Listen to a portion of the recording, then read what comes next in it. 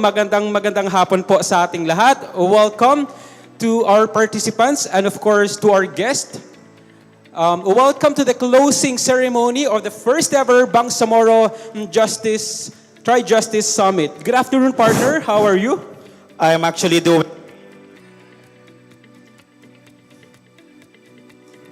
Sorry for that technical glitches. Ito, share na lang tayo para masaya. Share na lang tayo, Attorney Ryan. And again, I think you will agree with me, Attorney Ryan, no? That what we have today, what we accomplished for the last 2.5 days is very remarkable. Again, napagsama-sama natin yung tatlong sangay ng Bangsamoro Justice System. The regular, the Sharia, the traditional, and the tribal.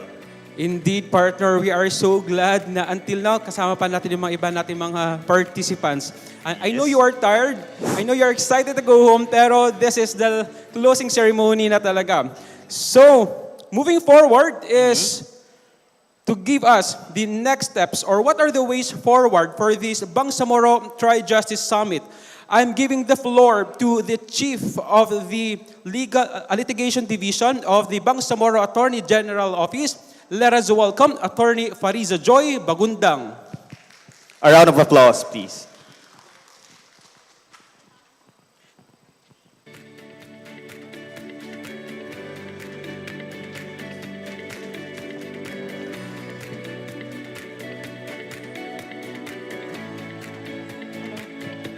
Thank you, Attorney Bibo. So my courtesies to Attorney Jose Lorena, Member of Parliament, Attorney Shah Elijah Dumama Alba, Bangsamoro Attorney General and Floor Leader of the Parliament, to Judge Annabel D. Pipiang, the Executive Judge as well as the Presiding Judge of RTC 13, Attorney Nurhani Pakasem Nur, the Presiding Judge of MCTC.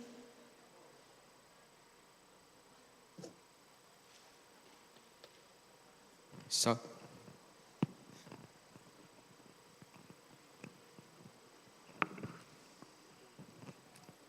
My apologies. Again to Judge Nurhani Pakasem Nur, the Presiding Judge of MTC Kabuntalan, Judge Rasad Lagindab, the Presiding Judge of 4th Sharia Judicial District, Attorney Gapor Kitwar from the NCMF, Attorney Gilbert Sembrano, of course, from Support to Bangsamoro Transition, to our distinguished resource persons and members of the panel, as well as our delegates, our participants in this 3-day Tri-Justice Summit. Good afternoon. So I will be presenting our ways forward for the Tri-Justice System in the BARM, and you will notice that most of the proposals, the recommendations, are familiar already to the participants since these were taken from the breakout sessions we had yesterday, which were re-echoed earlier this morning during the plenary. So, next slide, please. So as you can see, we had 6 breakout sessions yesterday involving 6 different but interesting topics discussed to us by our resource persons. So we will try to synthesize the ways forward for each of the topics that were discussed.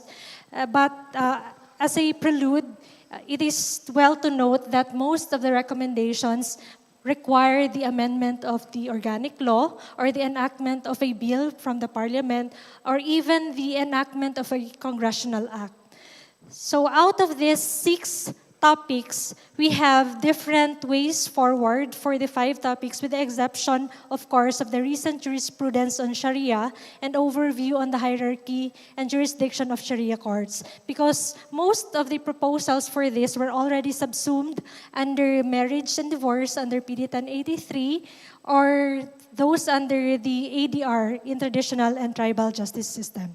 So let's begin because I only have 15 minutes to discuss these ways forward.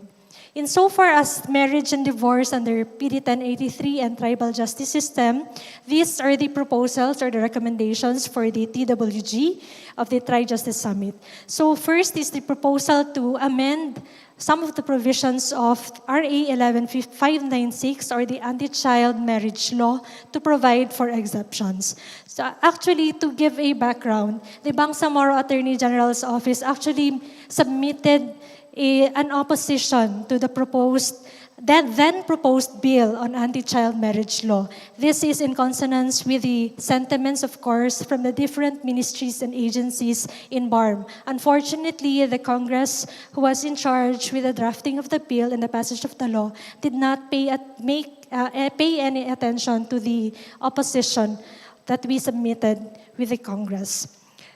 So in order to cater, of course, the beliefs in Islam, as already expressed to us by our ulamas and other participants, they would like that for the BARM to actually issue a resolution, for the Parliament to issue a resolution encouraging the amendment of some of the provisions of this law to provide for a leeway, for exceptions of those marriages that were sanctioned under Islamic law.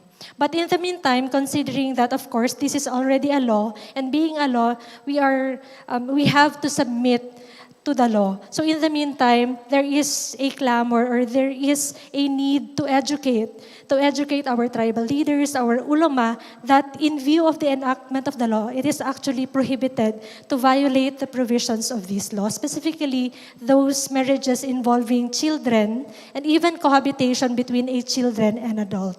So it is very important that in the absence or pending the drive to have this law amended, that our leaders, our tribal leaders and ulama are educated so as to avoid violation of this law.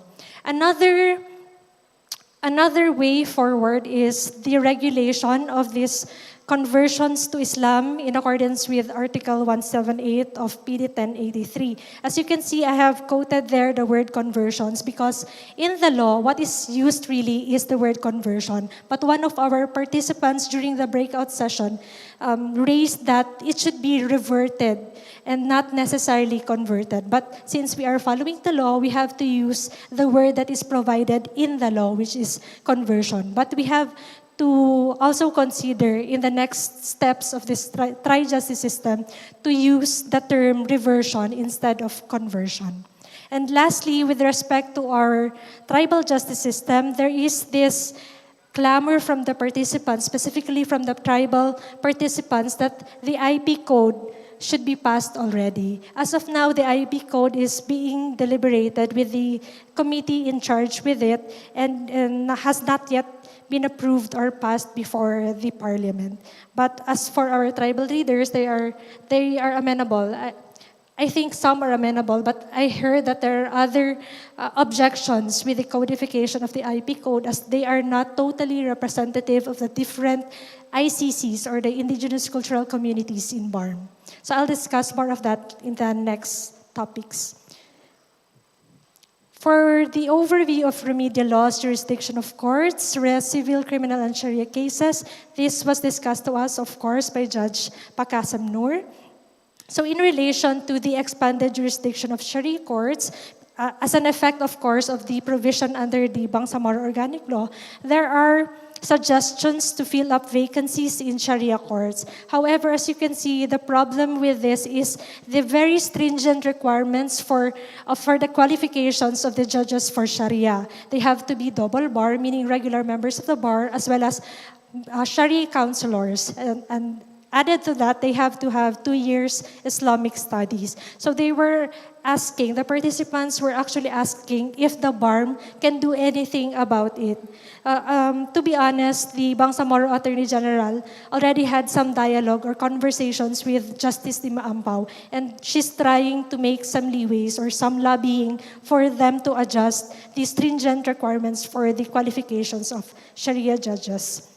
The next two, under the expanded jurisdiction of Sharia courts, is more on the limitedness. There is an issue as to the limitedness of existing Sharia courts in BARM, as well as those Sharia courts not yet existing outside of BARM. But actually, in the Bangsamoro Organic Law, there is already this provision providing for the Congress to create later on Sharia courts even outside of BARM. But the only requirement, of course, is that there should be sufficient number of Islams or Moros residing in those areas, even if they are outside of the BARM. So we can explore these possibilities as we go along the Tri-Justice Summit and in the next activities of the Bago.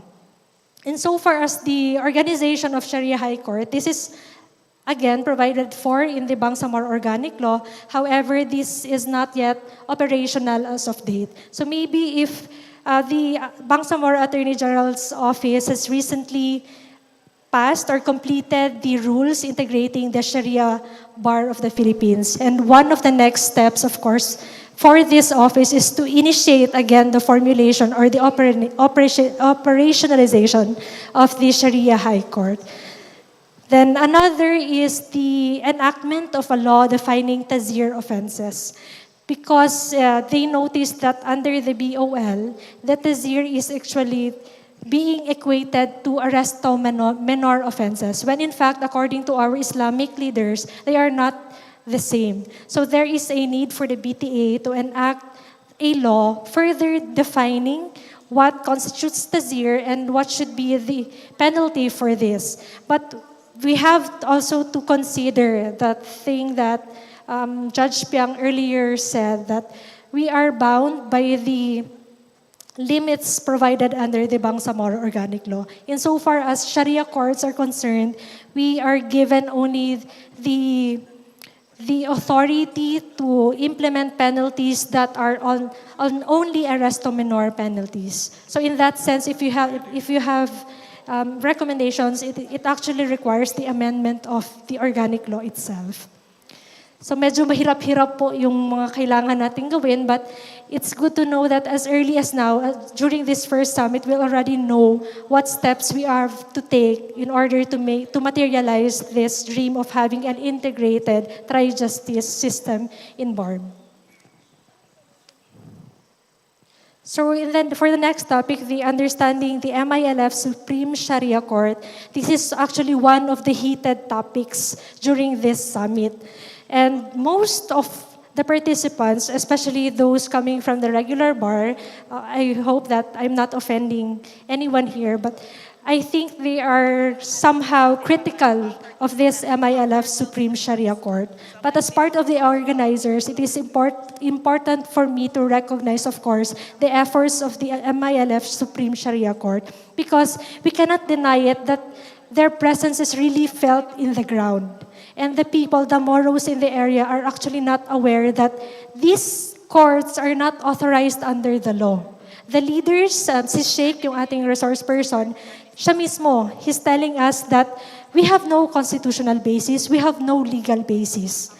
Alam nila, but the people who's succumbing or submitting to the jurisdiction of the MILF Sharia Supreme Court are not aware of these facts. But nevertheless, we cannot also deny the fact that the MILF Supreme Sharia Court have successes, or they are effective on the ground. There are many cases that do not even reach the judicial branch of the government because they are already settled on the level of the MILF Sharia Court. That is why it is important for us also to consider them as part of the alternative dispute resolution in BARM.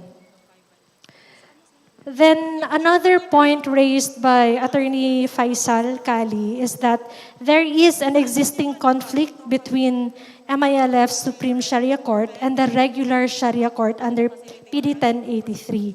So that in a sense that sometimes they are being summoned by both courts and that they do not know what to do with the MILF Supreme Sharia Court. So this point of view is in the long run. If ever that we decide to have the MILF Supreme Sharia Court integrated within the regular Sharia Court, then we have to define, of course, the jurisdiction and the limits of the powers that will be vested with the MILF Supreme Sharia Court, of course, under the supervision and approval of the Supreme Court of the Philippines. Then again, there is an emphasis on the qualification of Sharia justice and the highlight of having ulamas to preside over these courts, considering that they are more knowledgeable and they are the experts when it comes to Islamic laws and beliefs.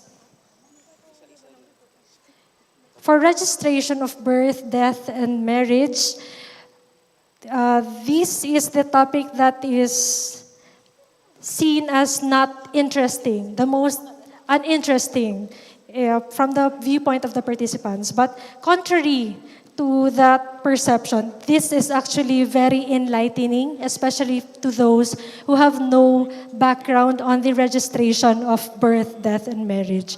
That is why we are encouraging for the PSA, as well as those resource persons who are knowledgeable in this subject, to conduct information dissemination.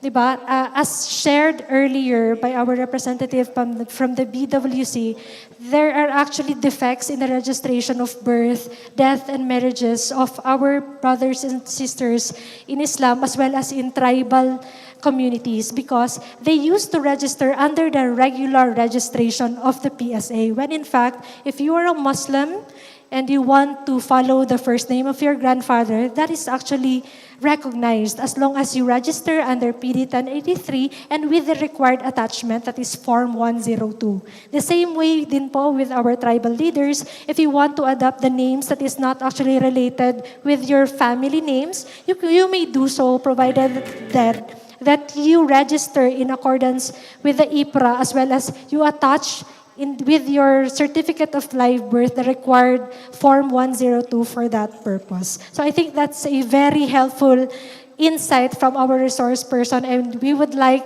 to adopt those kinds of information to disseminate those information later on to our brothers and sisters in the ground. Then another issue with respect to registration is, of course, the usual delay in registration, as well as in the release of the birth certificates and marriage certificates of the Moros. Then the recommendation is to strengthen the coordination between the national government and the Bangsamoro government. The problem with this is that under the Bangsamoro Organic Law, the power of the PSA to issue, to record, to approve, and release these certificates are actually not devolved within BARM. That's why even if our resource person would like the BARM to have a counterpart, to have the PSA counterpart in BARM, this is somehow difficult considering that that power is centralized with the main office and has not yet been devolved to BARM. Then the last topic is, of course, the importance of ADR in traditional or tribal justice system. So this is what I'm talking about earlier. Although there is already a pending IP code being sponsored or being headed by the Ministry on Indigenous and Peoples Affairs, there are actually indigenous cultural communities who are not amenable with the IP code, since in their point of view, it is not totally reflective of all the existing ICCs in BARM. So some of the tribes were actually left out, and their customs, their practices were not included in the proposed draft of the IP code.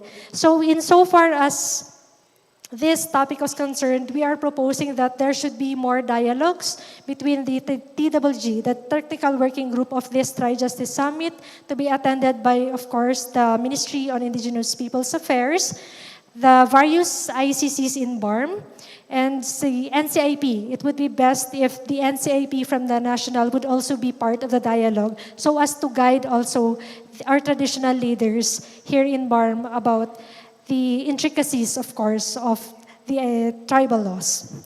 Then this second recommendation is already provided for in the organic law. It's actually the Parliament who has the power and authority to institute ADR mechanisms in BARM. So part of this ADR mechanism is the establishment or the creation of traditional and tribal adjudicatory tribunals. And of course, this being traditional or tribal, it is expected that our adjudicators would come from the members of our tribal and traditional sectors. That's all for the topics during the breakout sessions. These three upcoming activities is, of course, for the technical working group of the Tri-Justice Summit. So next month, it is expected that the TWG of Tri-Justice will have meetings and focus group discussions towards the formulation of an action plan in attaining a Tri-Justice legal framework. So towards this end, there will be a series of right shop activities probably during the second or third quarter of this year, as well as the finalization of the draft Tri-Justice legal framework on the third or fourth quarter of 2023. So all of this will only be possible with the help of our partner from the support to Bangsamoro Transition and UNOPS, United Nations Operations System, through Ma'am Crisel Capistrano. So with that, I thank all of everyone for your time, and I hope that we will see you in the upcoming activities of the Bangsamoro Attorney General's Office for this Tri-Justice Summit. Thank you very much for our very versatile Chief of Litigation Division, Attorney Fariza Joy P. Bagundang. And actually, Attorney Ryan, quick info, Attorney Fariza spearheaded the Bago Alternative Dispute Resolution, which is, I believe, it's already on the finals phase, right? Yes. Thanks for that information. And there are things talaga, partner, na look forward natin. This is not just the end of this first Bangsamoro Justice Summit, pero tuloy-tuloy na to. This is the beginning of the forever. And again, hopefully by next year, of course, the second Bangsamoro Tri-Justice Summit. Certainly, Sir Rap. And of course, we would like to say hi and hello to our Facebook Live viewers. Hello po sa inyo. Ayan, live na live tayo sa ating Bangsamoro Government Facebook page. Hi and hello and assalamualaikum sa inyong lahat. Alright, so moving on is the video presentation. What happened these past 2 days. Okay, so ladies and gentlemen, let's watch this video.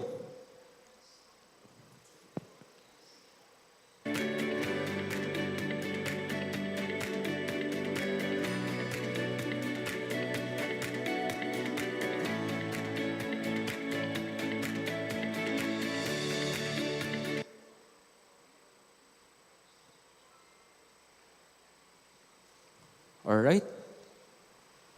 That's not the video, ah.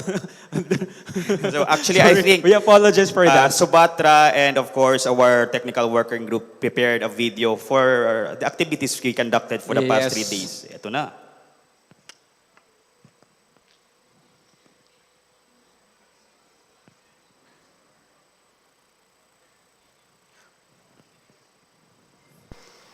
Okay, so I think we have another technical glitch. Yes, di talaga maiwasan yung mga ganitong technical issues. But of course, andun na naman. In Muslim Mindanao is the only region in the country that has multiple justice system. One of the government of the day's priority agenda is to craft, develop, and establish a roadmap of a tri-justice system based on the Bangsamoro's unique cultural and historical heritage under the regular courts, Sharia courts, and traditional or tribal courts. This is the reason why the first Bangsamoro Tri-Justice Summit is carried out by the Bangsamoro government through the Bangsamoro Attorney General's Office in partnership with the support of the Bangsamoro Transition Authority or Subatra, an EU-funded program. The Bangsamoro government sees the importance of educating the public on the Bangsamoro Tri-Justice system as stipulated in Republic Act 11054, also known as the Bangsamoro Organic Law. The first Bangsamoro Tri-Justice Summit aims to gather insights from various stakeholders to discuss and address the challenges, issues, and concerns hounding the regular, Sharia, and traditional or tribal justice system. During the 3-day summit, topics discussed were marriage and divorce, the tribal justice system, jurisdiction of courts regarding civil, criminal, and Sharia cases, understanding the MILF Supreme Sharia Court, birth, marriage, and death registration in the local civil registry and Sharia courts, jurisprudence on Sharia, and overview on the hierarchy and jurisdiction of Sharia courts, alternative dispute resolution in tribal or traditional system. The Bangsamoro government strongly believes that through its first Bangsamoro Tri-Justice Summit, a roadmap to a harmonized justice system will be realized. All right, that's the first Bangsamoro Tri-Justice Summit. Okay, partner. So right now we're down to second to the last part of our program. That's the awarding of our certificate of participation as well as our mini token to our participants. So can I request the chiefs of our Bangsamoro Attorney General's Office, Attorney Najira Masakal Muslim, Attorney Fariza Joy Bagundang, and Attorney Lakim, Nurwahid Lakim. Nurwahid Lakim, as well as Attorney Yasmin Ibay Lagialam to please come in front.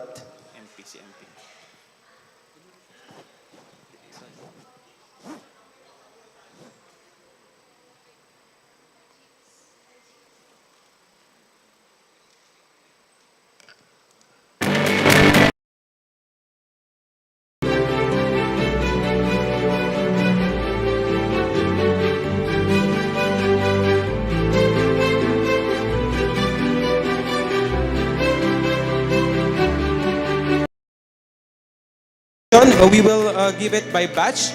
So let me read the citation of the certificate. The support to Bangsamoro Transition Authority and the Attorney General's Office award this certificate of participation to the participants for his or her active and invaluable participation in the first Bangsamoro Tri-Justice Summit conducted by the Bangsamoro Attorney General's Office in partnership with Suporta sa Bangsamoro Transition, held on 7 to 9 February 2023 at the Shariff Kabunsuan Cultural Center, Bangsamoro Government Center, Cotabato City. Given this 9th day of February 2023 in Cotabato City.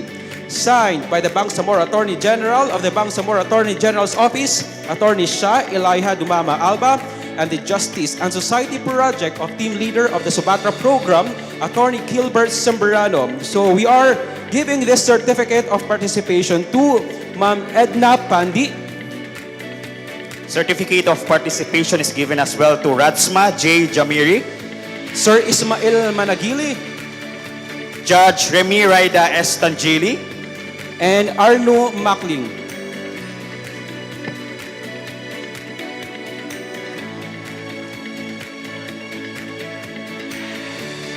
Can I ask the assistance of the Secretariat?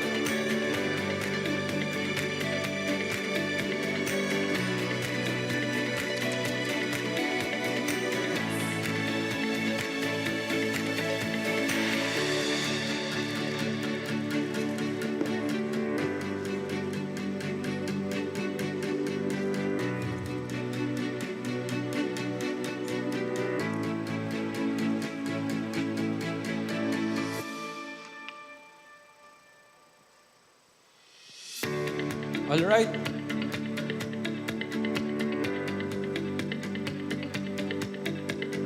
Okay, by batch natin gawin. Oo. But we will do it by batch, okay? So we are expecting 5 participants in this stage. Okay, sir, please go ahead. Thank you so much.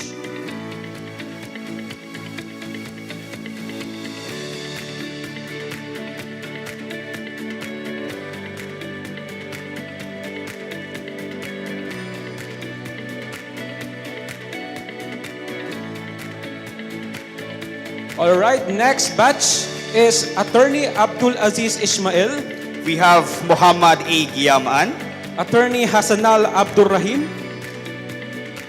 and we have Ma'am Zeni Linda Nando.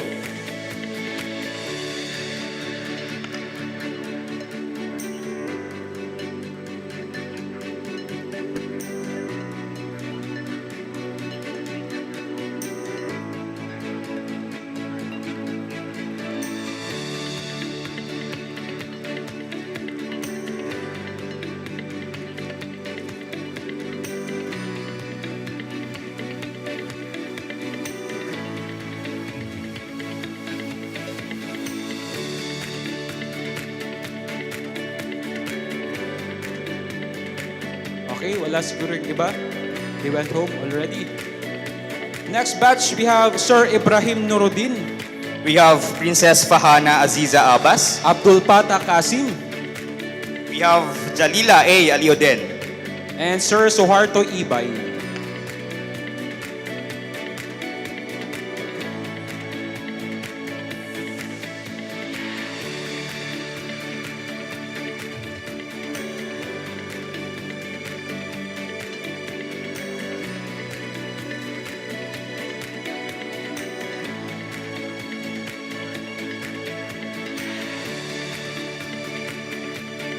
Pwedeng by batch, Babusal, paakyatin na lang po yung si Princess as well as si Sir. Sir Suharto po.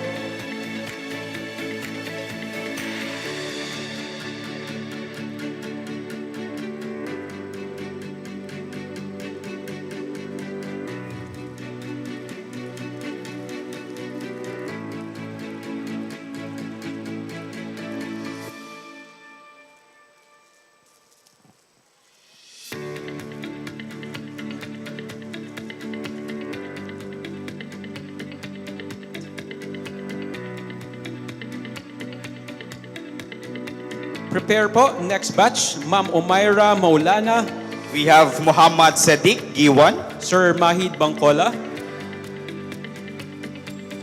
We have Felicidad T. de Guzman.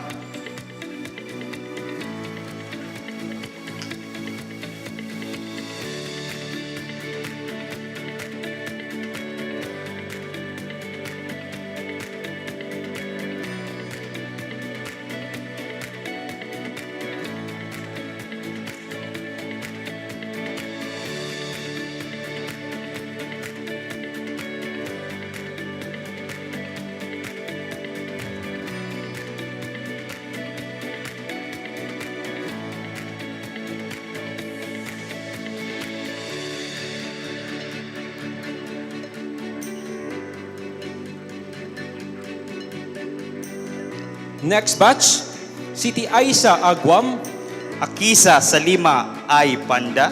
Sir Muhaimin Ali, We have Jawad Salik.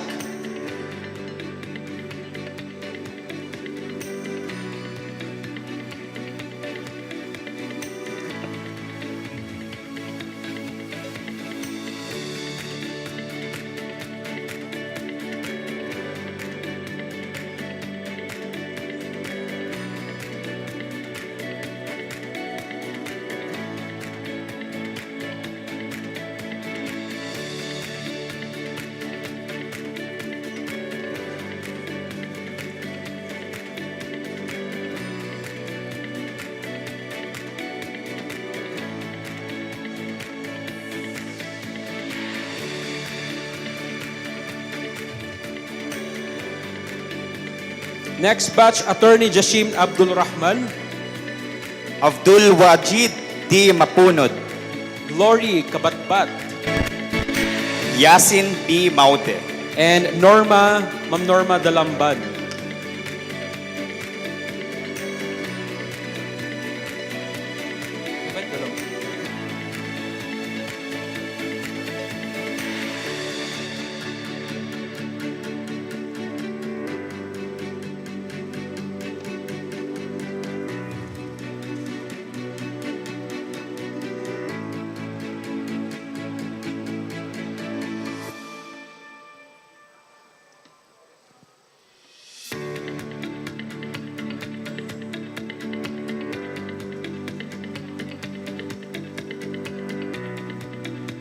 Okay, dogs, next batch, Judith Magno, We have Kamaluddin A. Ismail. Sir Abdel Bashit Jikim, We have Bay Febraida S. Caron.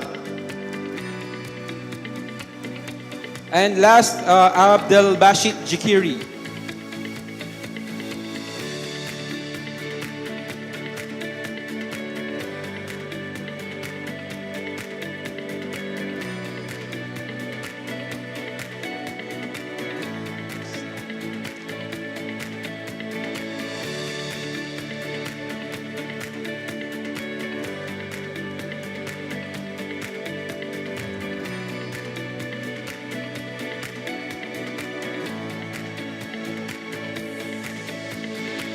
Okay, next batch, we have Athea Arane, We have Annabel V. Esmael Zailon. Ma'am Rohanisa Taha Basa, Arsenio M. Maningula Sr. and Sir Ibrahim Harudain.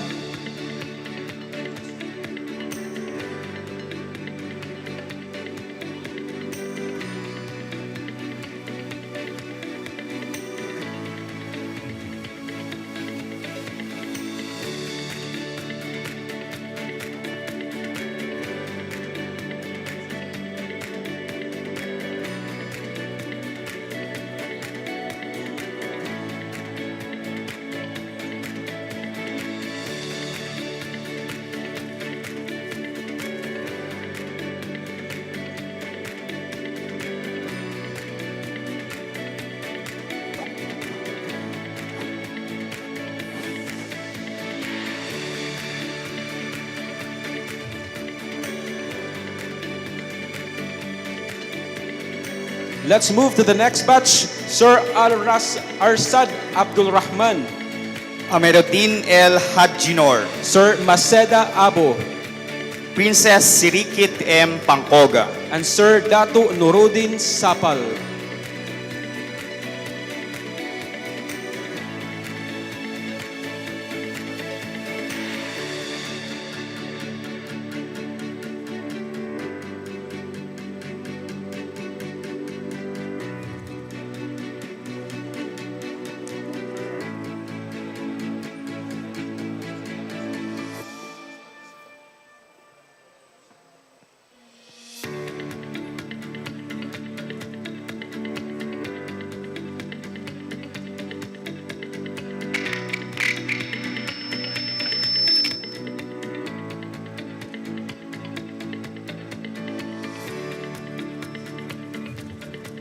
Let's move to the next batch. Ma'am Zeni Linda Nandu. we have Ramon M. Emin, We have Attorney Hejara Mangompias Said. we have Miss Rohina P. Ali, And Sir Nasruddin Talib.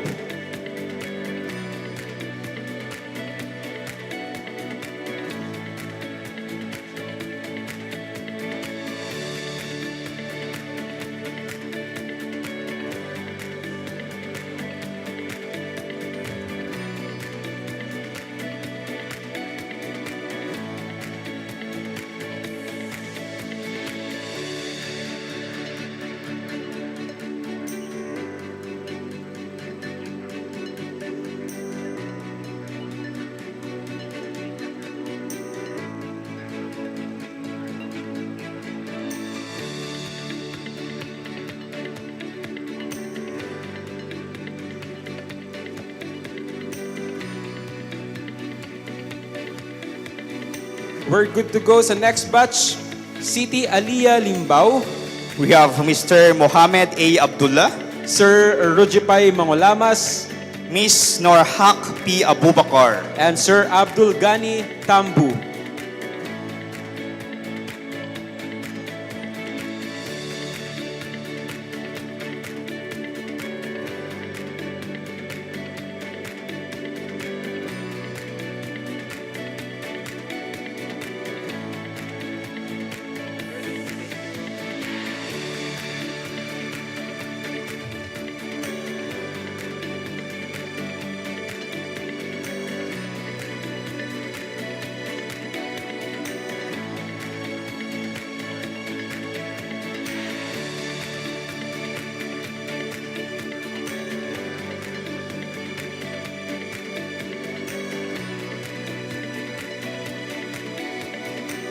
Up next are Ma'am Ujaima Ahmad. Attorney Faisal P. Kali, Abdulatif Pinagayaw. Jasairi S. Aziz,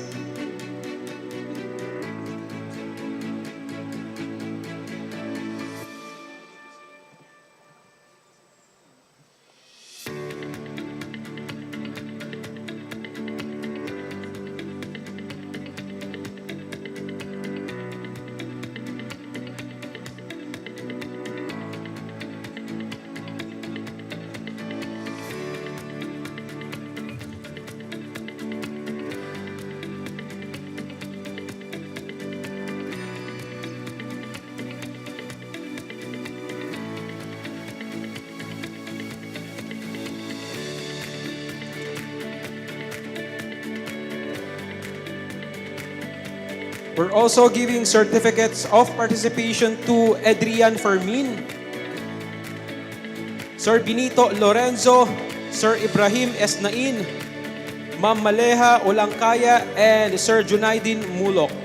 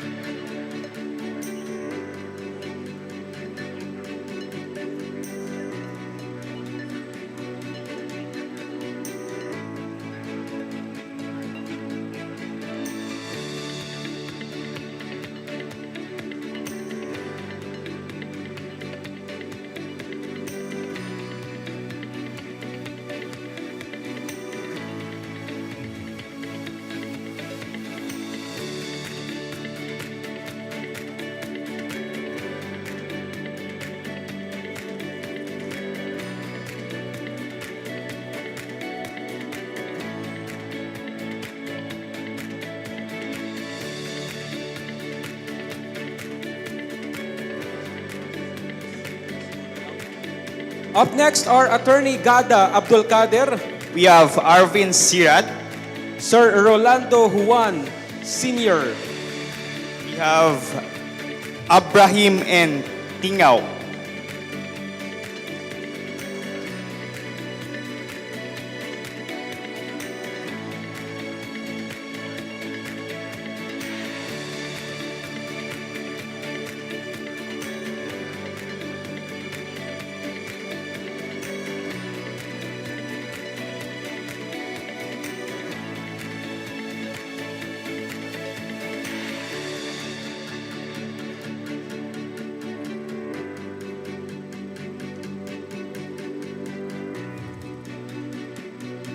We're also giving certificates of appreciation to Sir Rosendo Martinez, Alfredo A. Paterna Jr.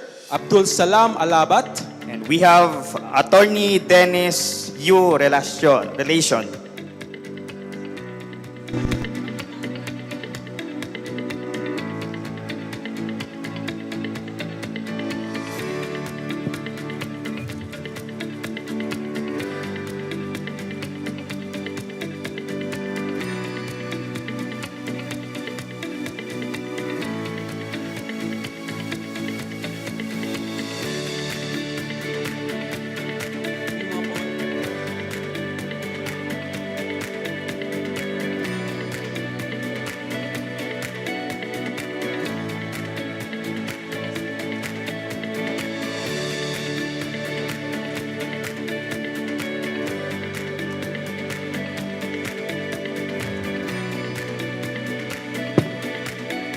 We're also giving certificates of participation to Ma'am Annabel Ismael Zailon and Sir Abdullah Salisip.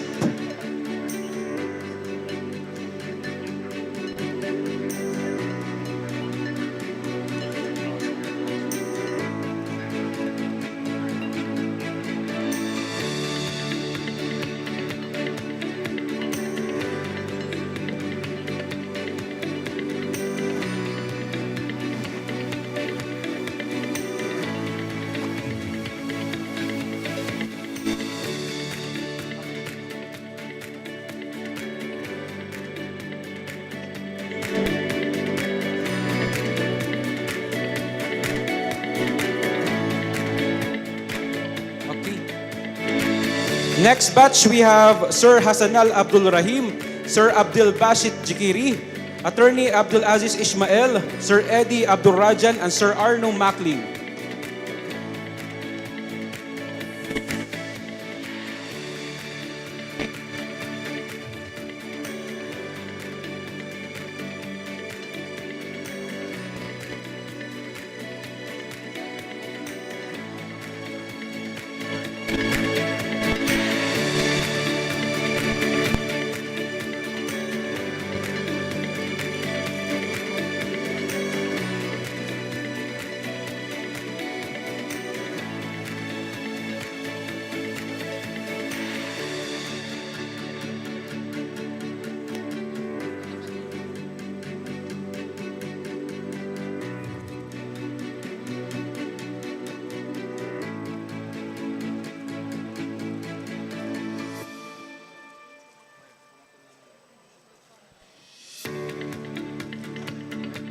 Yay!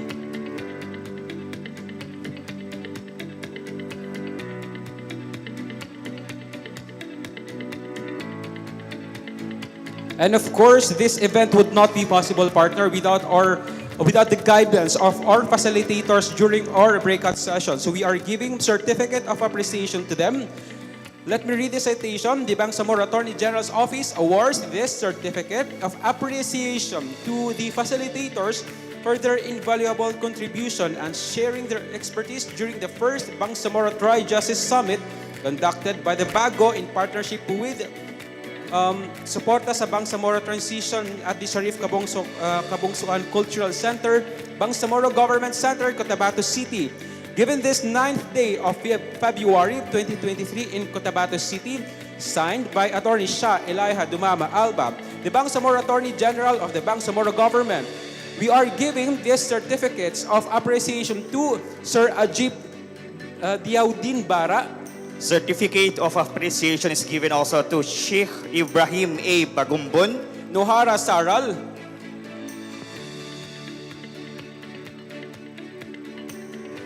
Certificate of appreciation is given to Jamal Ali.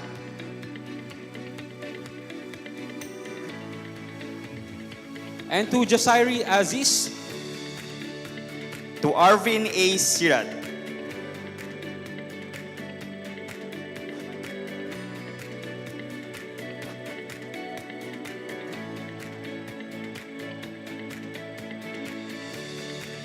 You can also join Sir Mujib Bara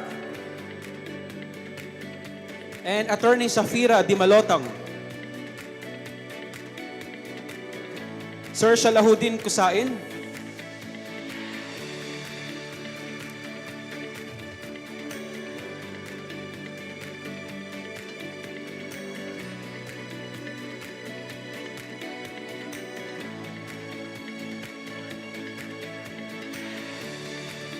Next batch are Attorney Datunur Hamza Midsalipag, We have Sir Shuaib D. Ambod. Attorney Jibril Benasing, Mr. Misbah P. Zakaria. Sir Mohaimin Lalya, Attorney Aladin Tamama, Hayrit Karmi Abdul Ghani, Nur Jihad Abbas. Okay, they're not here.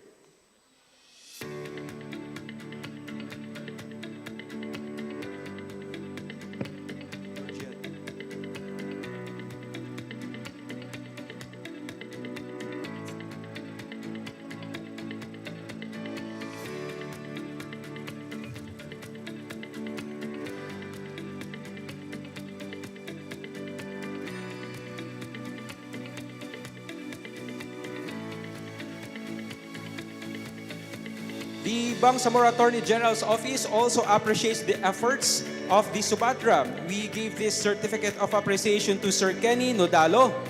Certificate of appreciation is given as well to Miss Crisel Capistrano. And of course, Attorney Gilbert Sembrano. Sir, maraming salamat po.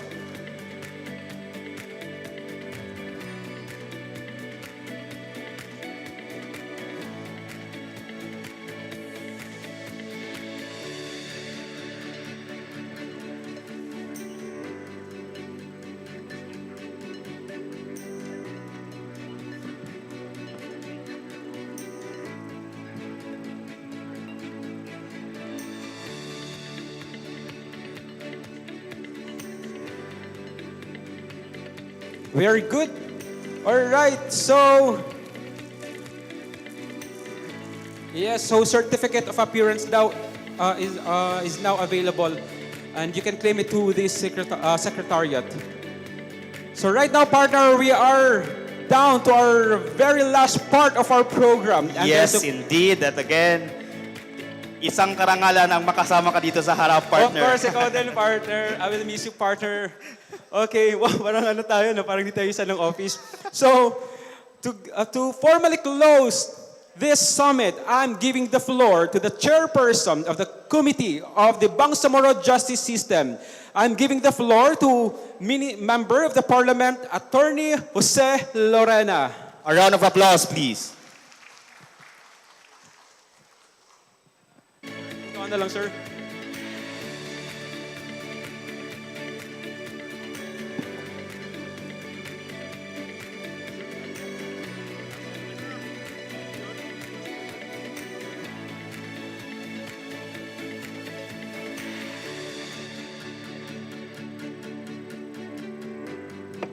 Sound test.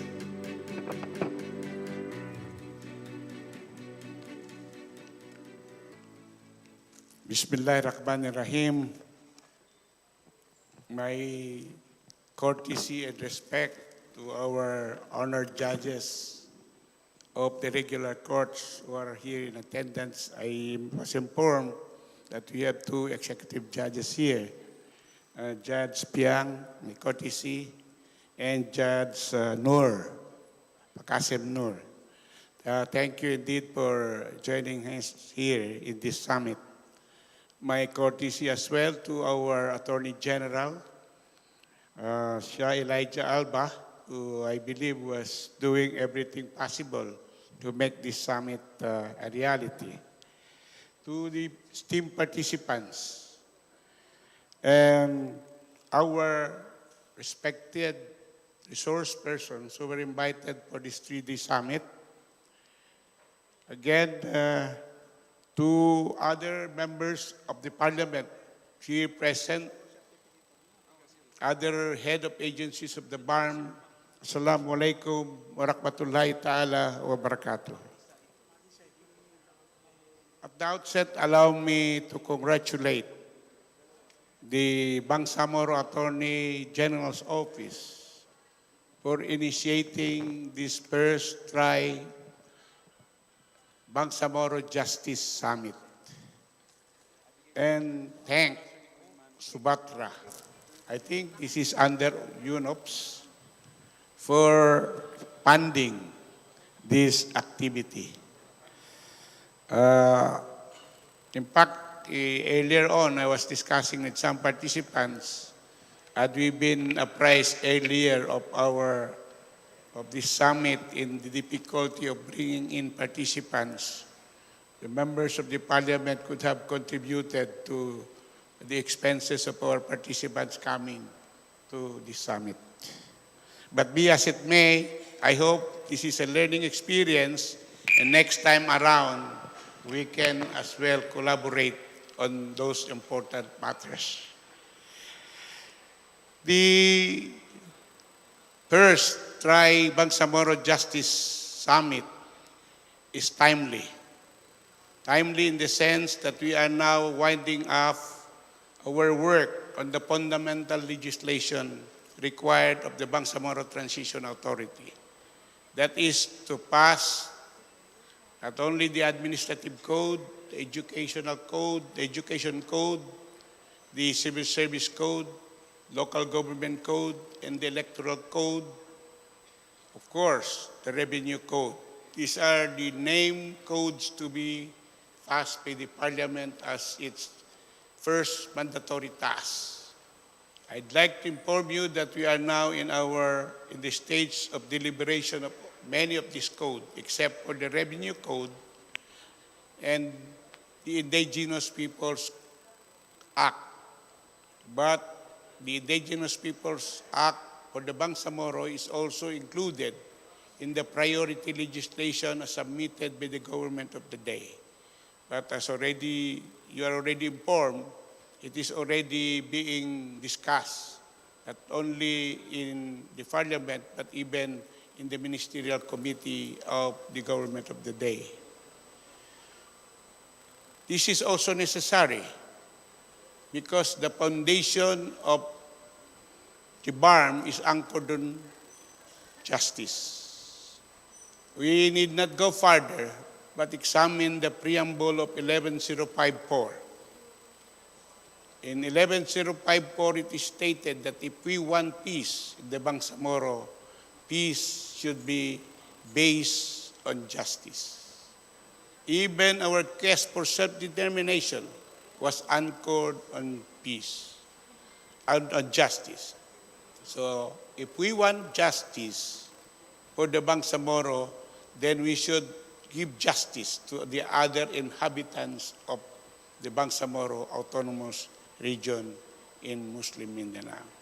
I did not state to you the preambulary statement, but just briefly, it is stated there that with the aid of the Almighty Allah, we will have to achieve peace based on justice, akin to our culture, customs, and tradition, but with the conatilla that it is within the framework of the Constitution and national sovereignty. So as lawyers and judges, we know what the implication of that. So this summit is necessary because that the Bangsamoro people and the other inhabitants have stated very clearly their aspiration. the aspiration for peace based on justice. That is why, as member of the BTC, when we were crafting the Bangsamoro Organic Law, we made it sure that we have Article 10 and Article 9 of the ball.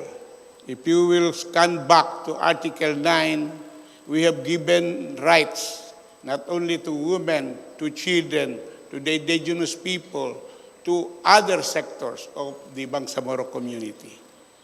So justice is an imperative necessity for the Bangsamoro Autonomous Region if we want to achieve peace, and as a consequence of peace, achieve stability and progress for the Bangsamoro. There were issues earlier announced. I would have not liked to discuss that because it has already been deliberated, lectured in this forum and in your breakout session. But there are just things that I just like to point out for your information. One is the matter of the qualification of our judges in 4 courts of the Sharia in the Bangsamoro. This was brought as a consequence of the lack of understanding of the perspective of the provision in the ball granting criminal jurisdiction to the Sharia. When we were crafting the ball in the initial stage, we included criminal jurisdiction, but limited to tasir. The understanding of tasir, as propounded to us by our well-learned member of the Bangsamoro Transition Commission, Attorney Ferdowsi Abbas, was equivalent to a violation of an ordinance. That is why the penalty imposed was arresto minor and fine. Because of this provision, the implication was so great for us. Because in the bicameral conference committee, when all of us were no longer there to explain, these oil-stream members of Congress and the Senate, I will not mention their name, many of them are top-notch, I said, if we compare jurisdiction to Sharia courts, then their judges must understand procedure without necessarily knowing that what we just included was tasir, or an ordinance similar to an ordinance with the penalty of arresto minor, which process can be done summarily and can be learned by judges even in a 1-week seminar. That is the implication. We are unfortunate because nobody was able to explain it there, that is tasir. Under the ball, we are supposed to have been compared also a power, the power of Hisbah, to regulate economic manipulations and underpinnings. But because of the lack of understanding of Hisbah, then by our esteemed respective senators and congressmen, they took that out from the power, exclusive power of the Bangsamoro. That is why if you will look into 11054, there is no Hisbah there.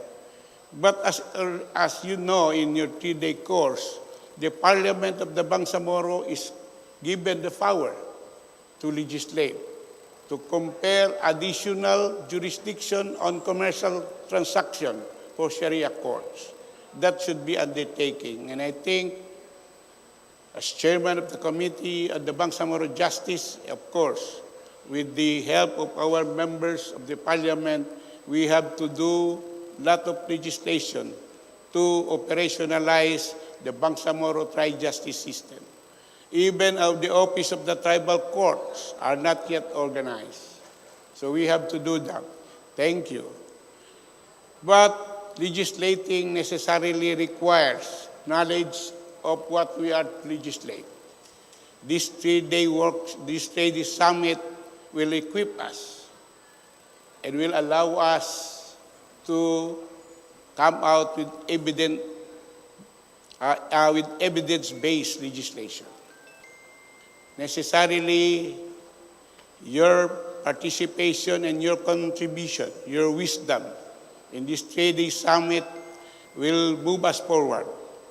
And this will all be chronicled. The transcript of proceedings, the deliberation you have here will all be transcribed. They will be part of the documentation of Bago, and this will aid members of the parliament in fast-tracking the legislation that you sought under Article 10 of Republic Act 11054. I know you are all tired. Some of you may have been reached the period of boredom because of the Tri-Justice Summit. There is a saying that a continuous learning for 3 days might give you mental congestion. So I don't like to prolong that. But for in behalf of the Bangsamoro Parliament or the Bangsamoro Transition Authority in general, in particular the Bangsamoro Committee on Justice, we thank you from our bottom of our hearts for actively participating in this first Bangsamoro Justice Summit. For this will be a good contribution in our journey to strengthen further not only the Sharia, the tribal courts, and even our regular system of justice in the Bangsamoro. I hope you will all bring this enjoyable memory with you, your closeness to one another, because what we need to usher in a progressive Bangsamoro is unity. And even in the crafting of a better justice system for the Bangsamoro, you, the learned Sharia lawyers, our judges, should contribute to the making of the legislation in the parliament. And this summit will definitely usher in a wider data, a wider information, a wider contribution to an evidence-based legislation on the Bangsamoro justice system.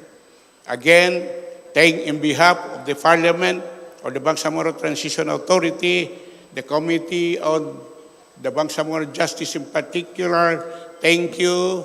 Wabillahi taufiq walidayah. Wassalamualaikum warahmatullahi ta'ala wabarakatuh. Thank you so much, Attorney Jose Lorena. Sir, can you please stay po sa stage? And can I call Attorney Naj, Attorney Yasmin, Attorney Lakim, and as well as Attorney Far to please join us dito sa stage. Because we'll be giving our certificate of appreciation to MP Attorney Jose Lorena. As well as Attorney Gilbert. Kindly join Attorney Gilbert. Okay. So we are giving this certificate of appreciation to the Bangsamoro Attorney General's Office awards this certificate of appreciation to MP Attorney Jose Lorena for his invaluable contribution and sharing expertise during the first Bangsamoro Tri-Justice Summit held at Shariff Kabunsuan Cultural Center this 9th day of February 2023, signed by the Bangsamoro Attorney General, Attorney Shah Elijah Dumama Alba. Maraming salamat, sir, for gracing your time with us. Attorney.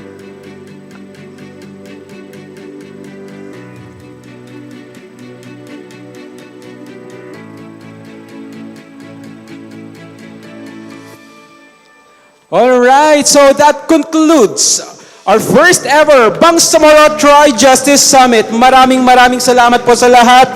To Attorney, sir, maraming salamat po. To Attorney Mihol Sadain, Attorney Gapor Kituar, Judge Annabel Piang, Judge Norhani, Ma'am Datukon, maraming salamat po for gracing your time with us. Sa lahat ng ating mga participants and facilitators, maraming salamat po hanggang sa muli. Yes, so this has been your host. I am Attorney Muhammad Grand Dumado.